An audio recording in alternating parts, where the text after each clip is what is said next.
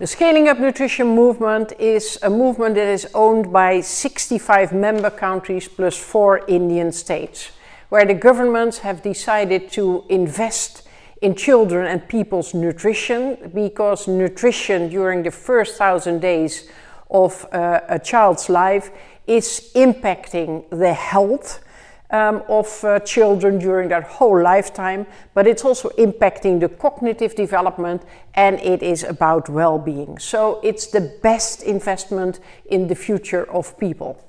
Of course, governments cannot do this on their own, so there are also different stakeholders, and we are working per country with the following stakeholders. Civil society organizations, and worldwide we have over 4,000 members.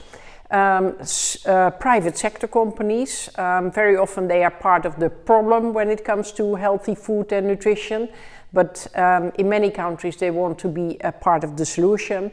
But we also are organizing donors who promise to work together at the country level, and UN organizations.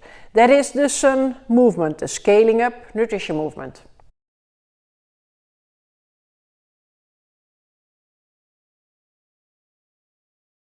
Well, there are 17 Sustainable Development Goals, and good nutrition in people is supporting all of them, you would say.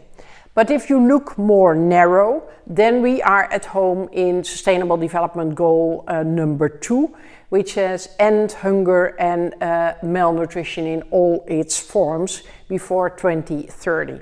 But I think good nutrition is also needed to escape poverty, to learn better, because don't forget it's impacting your cognitive development and potential. It is giving people the opportunity to escape poverty. Of course, it's investing, and it's also a good support for gender balance, because if you look at the numbers of malnourished people, then you can see an over-representation of girls and women. Very often they have anemia, or they have other hidden nutrition problems, making them less energetic and less potential healthy to deliver healthy and breastfeed healthy babies. So it's also the gender lens and the innovation lens and the sustainable development lens as such. So I would say nutrition is a precondition for each and every sustainable development.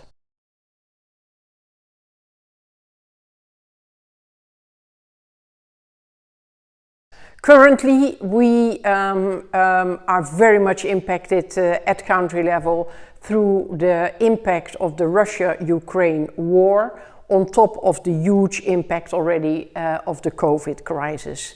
In many countries, we can see that the government needed to step up, but they were stepping up in health, trying to get as soon as possible vaccination for everyone. However, if, like in many countries, you decide to have a lockdown where people need to stay at home, there are Western countries that have a good social protection or a package for people to make sure that they can continue to have an income, that they can continue to buy food and to take care of themselves and their children. They are very advantaged. However, there are many countries where there is not a very good social protection system. So in our countries and with our many people in the countries, we have worked hard to make sure that nutrition and healthy food, available and affordable, is part of every crisis package. But that's an investment of the government, and of course the budget of the government is not without any limit, and many countries need to borrow also to have enough budget. So it's the impact of the Russia war, that is Russia-Ukraine war, that is rising food prices, but also rising prices for seeds and fertilizers for farmers. So food is becoming more expensive, and sometimes farmers are not able to pay the higher prices for the starting materials, for the fertilizer. So there are different and complex challenges here.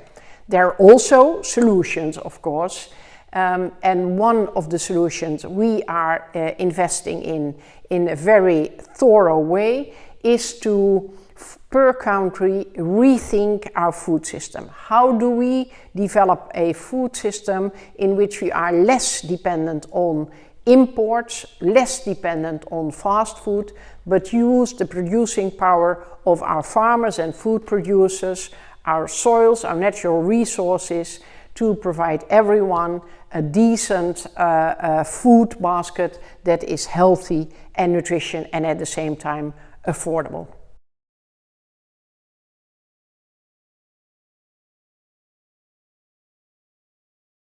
Well, right now we see challenges on top of challenges, and they are making the situation worse. However, we are very optimistic because we are working, as I said already, with our countries on transitioning their food systems to make it more nutrition sensitive, to make sure that climate is involved. So let us nourish not only people but also our planet, because we have only one planet, and it's important to make sure that everyone who is working along the food value chain has a decent income, from farmers to the consumers, because consumers need to be able to buy healthy and tasty and nutritious food.